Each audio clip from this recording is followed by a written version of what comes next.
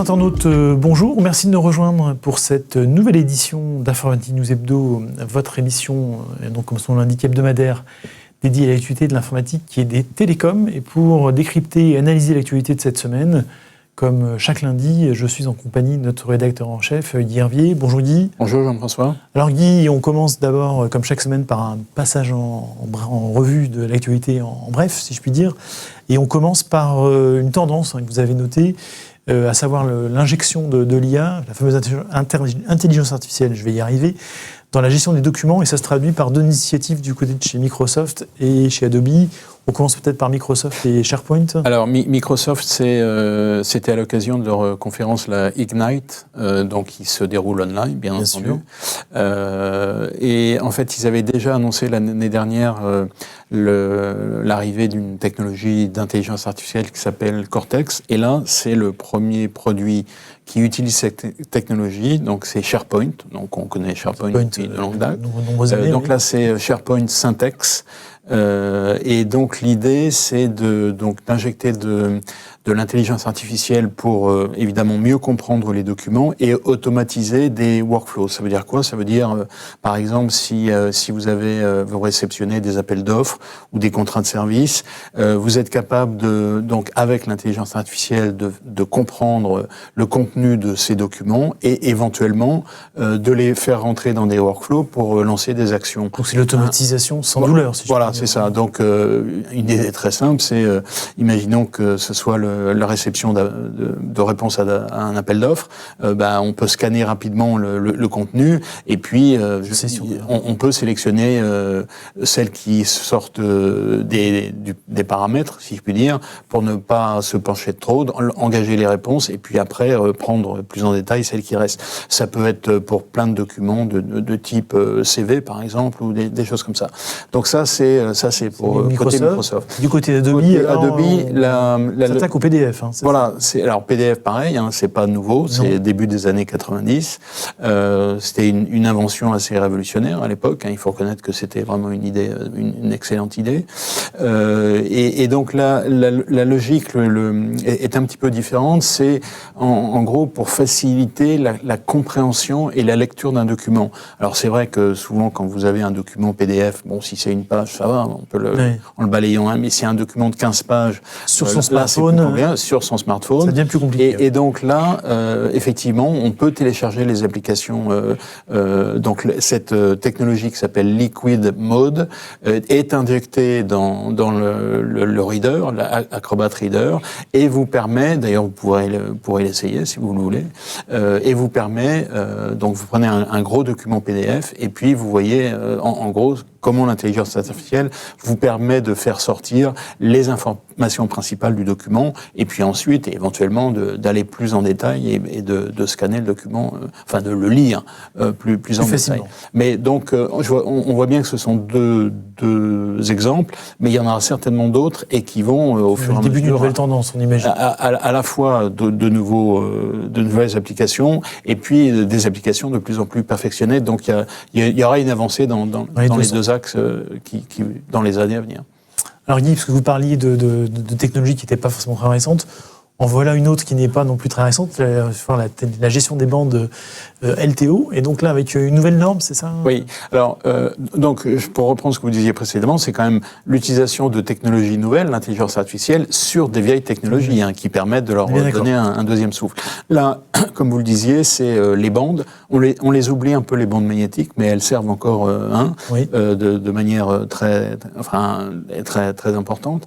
Donc on sait qu'il y a eu cette norme LTO qui a commencé LTO 1 et on va jusqu'à LTO 12 et alors là, il y a une roadmap, comme on dit, qui va jusqu'à 12, et là on sort la 9, et donc à chaque fois c'est une amélioration de la capacité des cartouches, et puis du débit de transfert. Donc là, la LTO 9, en gros, alors les le débit n'a pas encore été donné précisément, mais on sait que le LTO8 c'était. Alors après, il faut dire si on est en données natives ou en données compressées. En données natives, c'est de l'ordre de 300-350 mégaoctets par seconde, donc c'est quand même assez rapide. Pas mal, oui. Et donc le mode de compression standard, c'est 1 sur 2,5. Donc vous voyez que ça permet de passer de 300 à 750. Donc on dit que la LTO9, c'est une amélioration de 10 à 20% de ce débit. Quant aux capacités de stockage, et pour preuve, le fournisseur Quantum, qui est un des 4 principaux fournisseurs de bandes, a lui sorti une nouvelle offre à la norme LTO9. Et donc on a des cartouches qui font 18 téraoctets. Alors on s'y perd un peu, ça fait quand même beaucoup de données. 18 téraoctets de données en mode natif et donc 45 téraoctets de données en mode compressé. Donc vous voyez que... Alors évidemment, les bandes, ça ne permet pas de faire tout. Hein. Par exemple, de la sauvegarde incrémentale, c'est un peu compliqué de le faire sur des bandes. Ça veut dire vous avez c'est vraiment pour faire de la sauvegarde, voire de l'archivage de avec données. un côté légal notamment. Voilà, c'est ça. Mais bon, il est quand même toujours utile de pouvoir stocker ces données-là. Et puis, on en est à la 9, et donc il y a une roadmap jusqu'à 12, donc on en a encore un peu sous le pied, si je puis dire. Très bien, alors on change complètement d'univers, Guy, et de sujets et de thématiques. On parle des conteneurs et de portabilité. Bon, finalement, quand même, normalement, j'avais bien compris, le concept de base des conteneurs, c'est lié à la portabilité. Oui. Portabilité. Alors là, c'est deux études, l'une du Gartner et l'autre d'un cabinet de consultants qui s'appelle Duckbill Group, que je connaissais pas, pour être franc, et donc en fait qui arrive à la conclusion que finalement, donc les conteneurs et Kubernetes en particulier ne sont pas nécessairement la bonne approche pour la portabilité des applications. Ce qui évidemment va à l'encontre de tout ce que nous disent les fournisseurs quand ils nous parlent de cloud hybride, de multicloud, etc. Où en gros la description c'est vous mettez vos données sur un cloud, vous le passez à un cloud concurrent, vous le rapatriez on-premise. Enfin, en gros, je dirais que sur le papier tout ça fonctionne harmonieusement, mais après, vous savez l'enferrer dans les détails. Et quand on arrive, je dirais, aux pratiques concrètes, c'est pas aussi facile ça bloque un peu. Donc ça demande. Alors c'est pas un avis définitif. Hein, il faut regarder, mais en tout cas il faut réfléchir un petit peu à deux fois quand on fait ce genre de choses. Alors il y a autre sujet du côté de chez Microsoft, parce que c'était la conférence de rentrée de Microsoft, virtuelle aussi, j'imagine. Non, justement, il y en avait une partie qui était en présentiel. Autant pour moi. Et donc, un message principal pour Microsoft en cette rentrée, Microsoft France, cap vers les PME, c'est ça ? Alors, c'est un des messages, mais enfin, c'est un message important. Bon, il n'est pas nouveau, hein, ce message de Microsoft vis-à-vis des PME. Je me souviens, il y a déjà assez longtemps, enfin, quand je dis assez longtemps, c'est à notre horizon à nous, mais il y a déjà 10-15 ans où Microsoft faisait des enquêtes pour montrer que les PME étaient un peu en retard dans le domaine de l'informatisation. Alors maintenant, on est à la vague de numérisation, digitalisation, et donc là, c'est toujours un peu le même constat. Et donc, à l'occasion de cette conférence de presse de rentrée, Microsoft présente un certain nombre d'initiatives pour aider les PME à passer le cap. Donc, il y a quoi ? Il y a l'utilisation de LinkedIn, en particulier pour faire des groupes, des communautés. Donc, LinkedIn, vous vous souvenez que... Ça a été racheté par Microsoft il y a quelques années, bien sûr. Pour un montant non négligeable, je crois que c'était de l'ordre de 25 milliards de dollars. Et on voyait pas tellement bien l'utilité. Donc, au fur et à mesure, les choses arrivent, se mettent en place. Doucement, quand même. Donc, oui, effectivement, parce que ça fait un petit moment. Donc, création de communautés, formation en intelligence artificielle, fourniture de documents et d'informations sur leur site web. Donc, un certain nombre de choses, bon, on peut dire... un peu classique. Un peu classique, mais en tout cas, et puis création alors pas création, mais je dirais... augmentation d'un écosystème de partenaires pour aider les partenaires. Donc ça peut être pour aider les PME.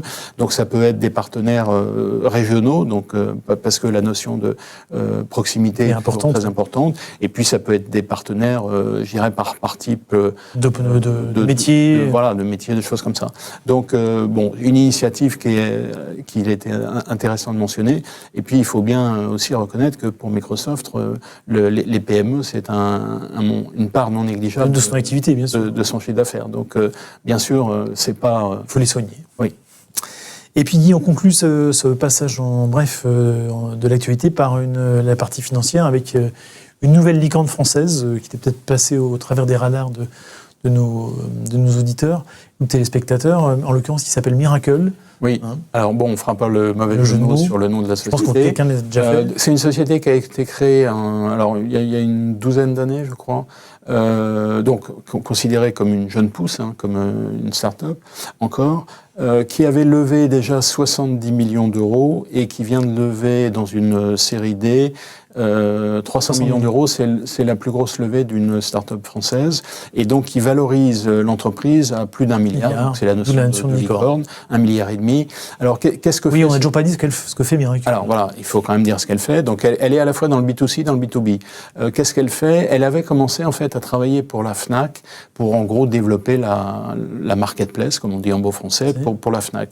Et puis elle a cédé cette technologie à la Fnac, qui en a fait ce que vous voyez aujourd'hui quand vous faites de commande d'existence sur le site de la Fnac. Et puis elle a continué à développer cette technologie pour en faire une technologie de marketplace en marque blanche. Et donc, elle propose ça à tout un tas de grands retailers, enfin de grands distributeurs, qui peuvent ainsi devenir des concurrents directs d'Amazon. Alors, ça, c'est très bien. Évidemment, le site web n'est pas le seul élément, la seule composante. C'est la partie visible de l'iceberg. Pour réussir, voilà. Il y a après, derrière, tout ce qui est toute supply chain, distribution. Quand vous commandez sur Amazon, c'est pas seulement la commande, vous savez que la livraison de ce point de vue-là, c'est quand même quelque chose qui existe. Et bien, ça veut dire qu'il faudra non seulement que le site soit, fonctionnel, etc., mais aussi que ces fournisseurs-là mettent en place derrière toute leur référencement, la justice qu'il faut pour voilà. Donc c'est très important. En tout cas, ils ont avec Miracle, ils ont une arme à leur disposition qui permet de lutter à armes égales, si je puis dire, avec Amazon. Donc c'est une belle success story française. On en compte maintenant. Alors finalement, le succès, c'est que qu'on n'est plus vraiment capable de les nommer toutes parce qu'il y en a trop. On peut en citer que quelques-unes. Il y en a une petite dizaine. On connaît Blablacar, évidemment. On connaît Evalua, qui est plus dans notre secteur. Et puis plus récemment Doctolib, qui alors on va pas dire profiter, mais en tout cas qui a une visibilité supplémentaire, qui a surfé sur la vague ces derniers mois avec l'épidémie et permis de mettre en place des applications. Donc voilà quelques-unes de ces startups. Donc c'est un beau succès et qu'il convenait de saluer ici. Très bien. Alors on rentre dans le dossier de la semaine dit, en l'occurrence une conférence la semaine dernière, vendredi dernier, du SIGREF, sur un sujet qui peut piquer, la relation avec les fournisseurs. Alors qu'est-ce qu'on peut en dire? C'était la 3e sur le sujet, donc conférence de presse sur les relations des entreprises avec les fournisseurs. En 2 mots, le SIGREF, il faut rappeler ce que c'est. En gros, c'est l'association des DSI des grandes entreprises qui a fêté ses 50 années. On l'a rappelé il y a quelques semaines, il y a pas longtemps. Et donc là, il s'agit de regarder plus en détail, en gros, comment fonctionnent les relations avec les fournisseurs. Donc c'était présenté à la fois par 2 personnes, Bernard Duverneuil qui est à la fois le DSI de Elior et puis le président du Syntec, et puis Du Seagreffe. Seagreffe, très juste. Et puis Philippe Rouault, qui lui est DSI de France Télévisions et qui est plus spécialement en charge de ce dossier. De ce dossier.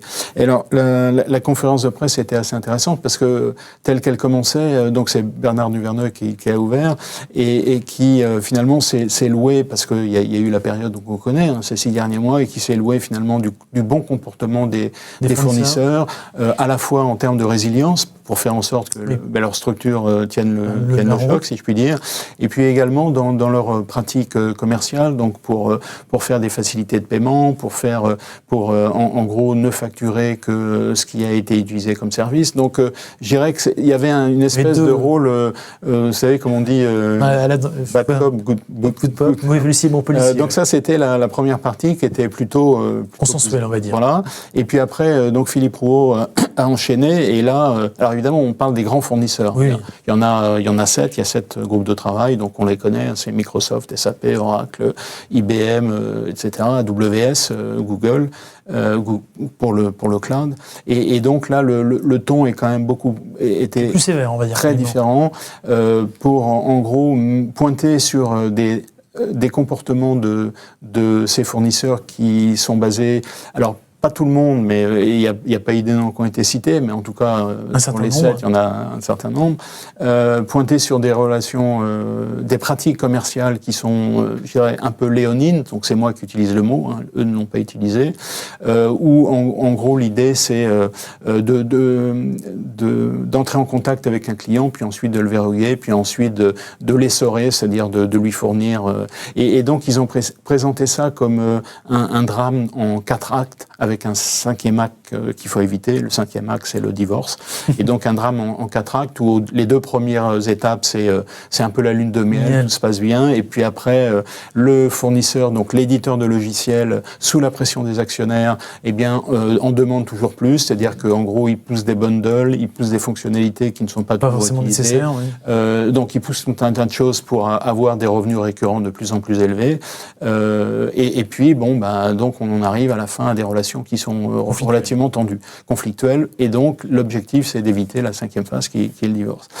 Sachant qu'en plus, il a été relevé un affaiblissement dans l'accompagnement des projets, c'est-à-dire qu'en termes de, en gros, ils sont très bons, enfin ils sont bons pour vendre des solutions, mais après pour accompagner dans les projets, ils sont